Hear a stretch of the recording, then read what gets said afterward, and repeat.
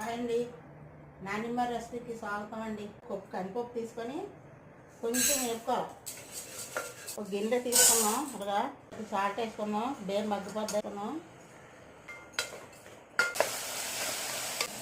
ఈ క్యాబేజ్ వేసుకున్నాం. ఇందులో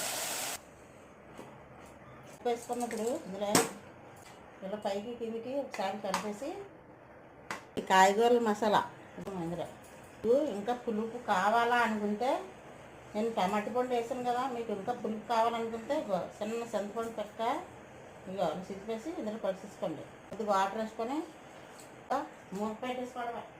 అప్పుడు మళ్ళీ మిక్సీ పెడతాం. ఇలా మెరిపేసుకుని కర్రీ పెట్టుకోండి. కొద్దిగా నీళ్ళు వేసుకొని మెరిపేసి తినాలంటే పప్పులో తినవచ్చు.